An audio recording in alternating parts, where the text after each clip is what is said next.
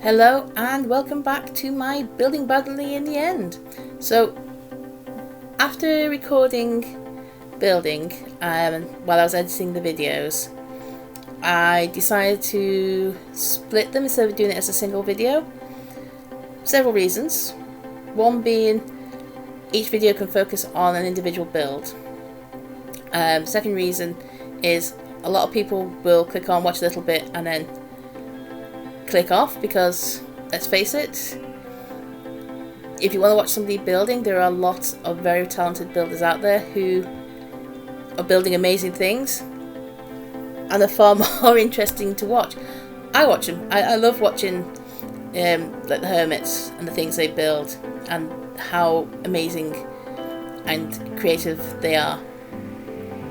So yes, so we're focusing on an orb at the moment. And the story behind this orb is that, like with the sorcerer, it's taken damage, and as a result, the damage has caused it to crack on the vertical line. So it's sort of half of it is fallen away from the other half as a result of the damage.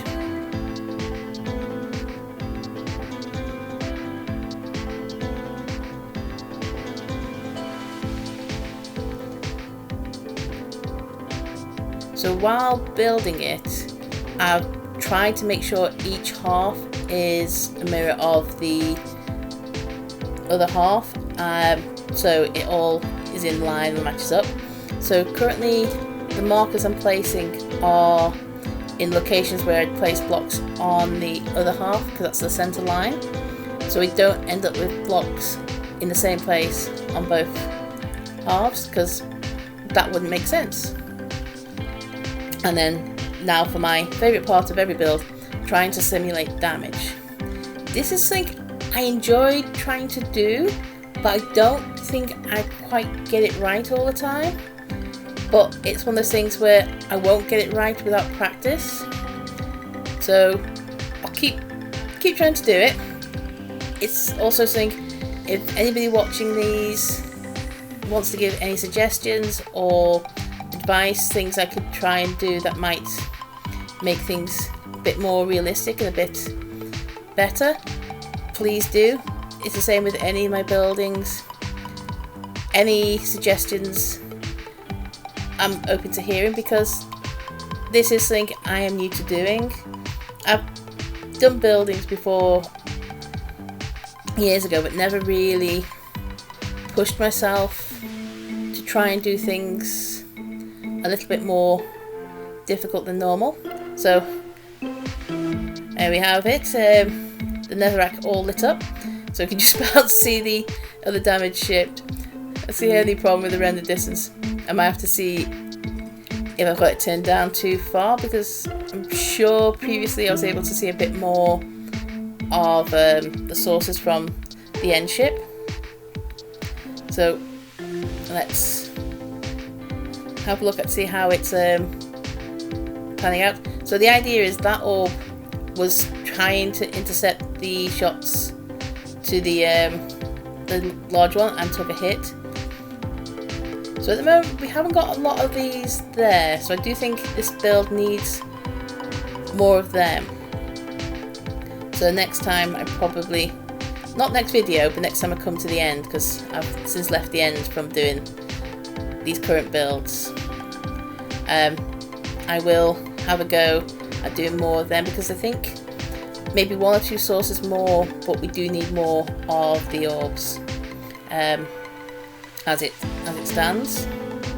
But I'm quite pleased with them at the moment, because I've tried to do each one unique to see how they all come out. Now if it's looking a bit hit and miss with the flying, it was lagging a lot and I had quite a lot of misfired fireworks. So the idea is that the end city at some point is going to take some damage, it's going to get caught in the crossfire. So I do need to also make some ships that sort of similar to the end ship, and that because the orbs and the saucers are going to have a pitched battle in the area.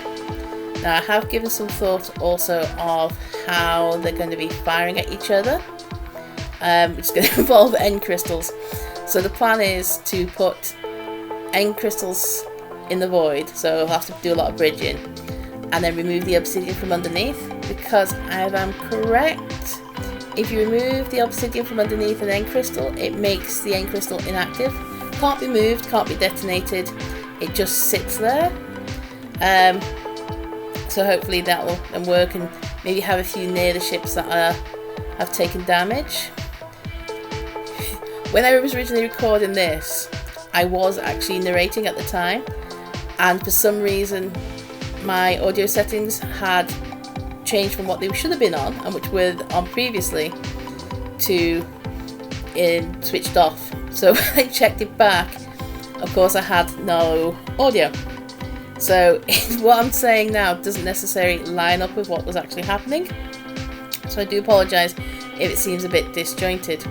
So one of the things also to the lore of what's happening is which I will go into more detail on another video, is that the saucers are manned ships, while the orbs are remote controlled, which will make the story of what's happening and the fact that the saucers have taken damage and fall into void a bit more